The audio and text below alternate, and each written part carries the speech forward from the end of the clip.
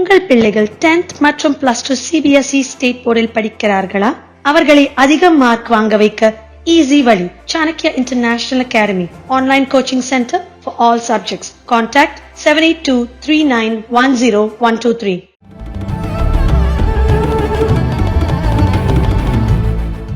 जनाब M.K. Stalin जी, जनाब विजयन जी, जनाब राहुल गांधी जी, जनाब तेजस्वी यादव जी, जनाब T.R. बालू जी, जनाब दुराई मुरुगन जी, मोहतरमा कानिमोजी Karunanidhi Saiba, dignitaries on the dais, assembled ladies and gentlemen, Vanakkam and Adab.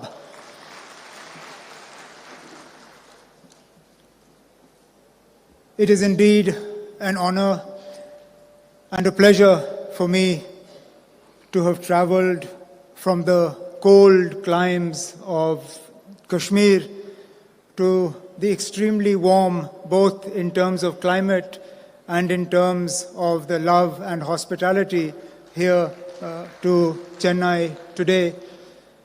Srinagar, just to give you an idea, had snowfall 2 days ago. Last night the temperature was -2. Today here in Chennai I arrive and it is 35 degrees. So you'll understand why it's a little on the warm side. But more than the temperature, I'm here because of the warmth that exists in your hearts, and particularly in the heart of our host, the Honorable Chief Minister of Tamil Nadu, Shri Stalin ji, and I'll come to that. But first and foremost, I would like to congratulate him for the release of his autobiography, One Among Us. It is indeed an apt title for a book written by someone who has shown that he is indeed one amongst you, one amongst us, one amongst the people of Tamil Nadu. And he's not there by virtue of name, he's not there by virtue of inheritance, he's there by virtue of work, he's there by virtue of commitment, he's there by virtue of a track record. You don't become one amongst us because you are born to a particular family. Being one amongst a family opens a door for you, but it doesn't keep the door open. You become one amongst us, you become one amongst a people because the people identify with you, because the people reward you for the work that you have done, they reward you for your struggle, and in that there is no doubt that Chief Minister Stalin ji has struggled. He started, if you go through the book, and I obviously do not understand the language that it is written in, but I have had parts of it explained to me. He started not only at an extremely young age. I thought I and Tejasvi perhaps started early. But in the book I see that the Honorable Chief Minister started at the age of 13, and that too at the very grassroots level in the Assembly constituency, from where he then fought and won his assembly election. Not only that, he struggled through detention. I have been detained more recently than he was, but 1 year of an unjust detention in jail is also something that adds to that struggle, it adds to building that character. And then of course his commitment to social justice, his commitment to empowering the people of Tamil Nadu, to ensuring that development reaches to every corner of his state is perhaps best exemplified and best explained in the recent victory of the party he heads, of the DMK, in the urban local body elections in Tamil Nadu, which the party swept and swept in such a resounding manner that even as far as Jammu and Kashmir, we were reading that the DMK made inroads into parts of Tamil Nadu that traditionally had never voted for the DMK, but voted for the first time, this time for the DMK, looking at the commitment of the party to social justice, to empowering people, and that, I believe, is why when he chooses the title of his book, One Amongst Us, it is not an exaggeration. It is something that the people of Tamil Nadu, through the use of their vote, have shown that yes, he is considered one amongst you, one amongst us, one amongst the people of Tamil Nadu, and therefore I would like to congratulate him for this book and hope that he has a long and successful political career, so that politicians like to write in volumes. We don't like to write just one. So this, I hope, is the first volume, and over the course of a long and illustrious career, we will have many opportunities to release volume 2, volume 3, volume 4, and so on and so forth. So there will be many more volumes of the book. Now I come to another reason why I am here. In times of adversity, one knows who one's friends are. The people of Jammu and Kashmir, myself, my father, we went through a period of adversity that we could have seldom imagined. I don't think any of us thought that we would see what we did on the 5th of August 2019. And that's when we woke up to who our real friends were. Because a lot of people who we thought were friends were silent. A lot of people who we thought would speak up at the unjust way in which Jammu and Kashmir was treated, said nothing. A lot of people who we had great, close personal relations with, not only were silent, but were actually complicit and supportive of what happened on the 5th of August 2019. Yet as far as Tamil Nadu is from Jammu and Kashmir geographically, the way in which the voice of Janab Stalin Sahab, of his colleagues, of the people of Tamil Nadu was heard by the people of Jammu and Kashmir, criticizing and condemning what was done to the people of Jammu and Kashmir, the way in which we were detained, the way in which we were locked up, the way in which the constitution was completely dismembered, is something that we will never forget. And that is why I am here, not only in my personal capacity, not only on behalf of my father, but on behalf of the people of Jammu and Kashmir, to say, Stalin Sahab, thank you very much. Thank you. Thank the DMK. Thank you to the people of Tamil Nadu for your friendship, for your support. And all I can say is that we are an extremely small state. We are an extremely small political party. We are very far from where you are. But if there is ever a time when you need us, if there is ever a time when you need us to speak for you, to speak with you, to stand with you, we will be with you, come rain, come snow. We will be with you, shoulder to shoulder, to show that, as you proved, a friend in need is a friend indeed, and this is something that we will never forget.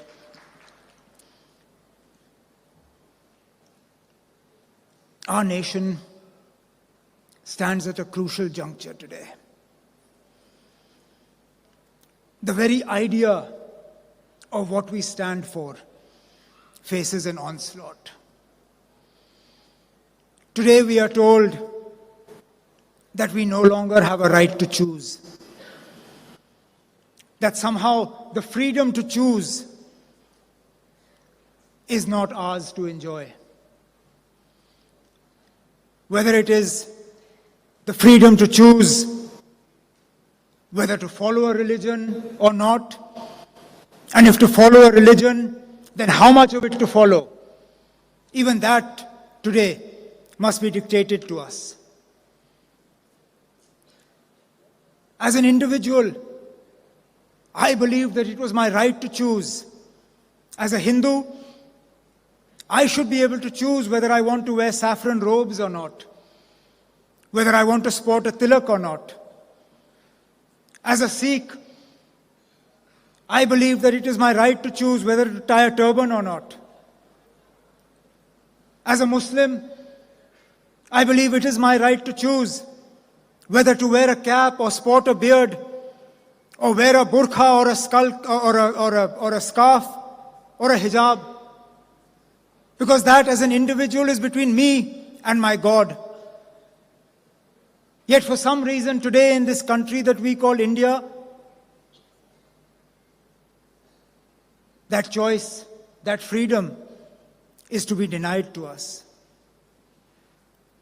The freedom to choose what language I wish to speak, whether I wish to speak to my people in Kashmiri, in Urdu, in Hindi, in Tamil, in English. Somehow I am being told that that choice, that freedom threatens the idea of India. How I choose to dress, whether I wear a veshti, whether I wear a kurta pajama, whether I wear jeans or a t-shirt, that somehow that choice, that freedom, that offends the idea of India. But to my mind, it is that very freedom, that very choice, that is the idea of India. The diversity of India. The diversity of India, north to south, east to west, that allows me to choose where I live, how I live, what I eat, what religion I follow, what I wear.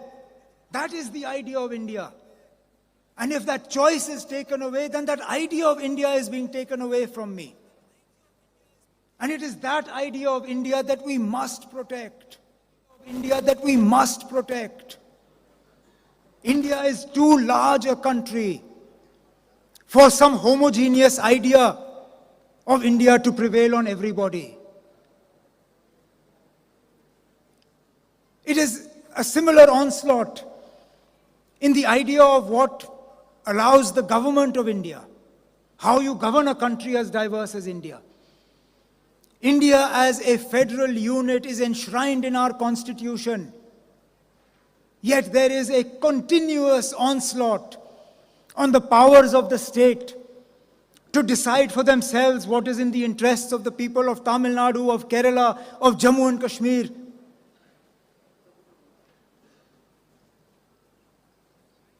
If the ideas of the government of India are to succeed, then tomorrow as Chief Minister of Tamil Nadu, Janab Stalin Sahab will not have an ability to choose who his DG or Chief Secretary will be. The Chief Minister of Kerala will be sitting and chairing a cabinet meeting, and suddenly a call from Delhi will come and his Chief Secretary will be removed. Is this the idea of what a federal structure looks like? Is this respect for states?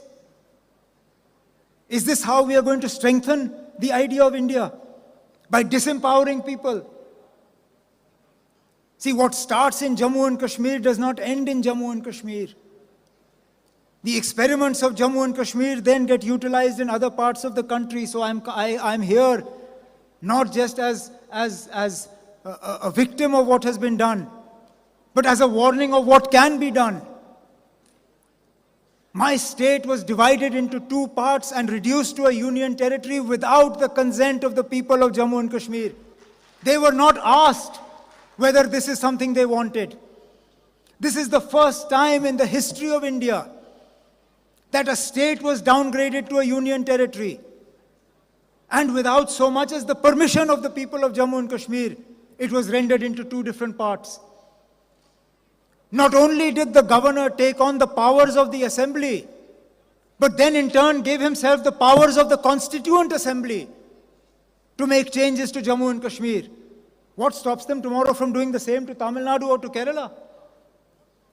What stops them tomorrow from declaring governor's rule and the chief minister taking on the powers of the governor taking on the powers of the assembly, and then unilaterally deciding that Tamil Nadu will be split into three parts, and what will you do? Therefore, it is very important that like-minded parties, like those represented on the dais today and those who are not here, that believe in the idea of India, that believe in the idea of India as a country that is united because of its diversity, that is united because we are different north to south, east to west. Because what unites us is the idea of the ideals that are enshrined in the country that is Bharat, that is India. And that is what I hope that together we all can protect. And that is the message that I bring with me from the people of Jammu and Kashmir, that what started in Jammu and Kashmir may not end in Jammu and Kashmir. And therefore it is important that we continue our struggle. It is a right struggle. It is a just struggle. It is an imbalanced struggle. Because the fight we wage is not against a political party. It is against an entire machinery. Tejasvi made mention of it in his speech when he talked about how institutions have been completely eroded and institutional autonomy has been done away with. And therefore the fight that we are waging, the struggle that we are waging is not an easy one. Perhaps it's not even a fair one, but it is definitely a just one. And I believe that is why opportunities like this that give somebody like me from Jammu and Kashmir a chance to come here and talk to people all the way as far south as Chennai are important ones, because it allows us to reinforce what we believe and what we must continue to do. And therefore, I would like to conclude by once again committing ourselves to the friendship, to the relationship. It's a generational old relationship. This relationship that I am here is not a new one. It's not my father, it started from my grandfather. My family has a very close relationship with the state of Tamil Nadu. My grandfather was detained here. And therefore, all I can say is that I hope that the idea of India that we hold dear to our hearts is the India that we will give to our children and grandchildren in the inheritance that we pass on to them. And I'm sure as long as we have leaders like Shri Stalin and his colleagues here, Tamil Nadu will be a bastion of strong support and strong message of the idea of India in its diversity and in everything that makes it special. Once again, my heartfelt congratulations to Janab Stalin Saab for his book.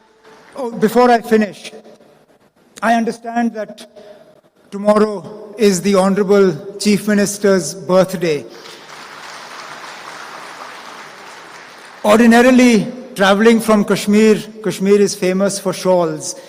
But shawls can only be used in very cold climate. You don't have cold climate here. So when I was thinking what can I bring for the Honorable Chief Minister as a token from the people of Jammu and Kashmir for him, for his birthday, I thought there's no point giving him a shawl, because if I give him a shawl, it will go in the cupboard and not come out. And therefore I have brought a very small carpet from Kashmir as a symbol of our love and our affection for the Honorable Chief Minister, which I hope he will accept. And I look forward to one day welcoming Shri Stalin also to Kashmir so that we can have a similar function there. Thank you all very much. Thank you.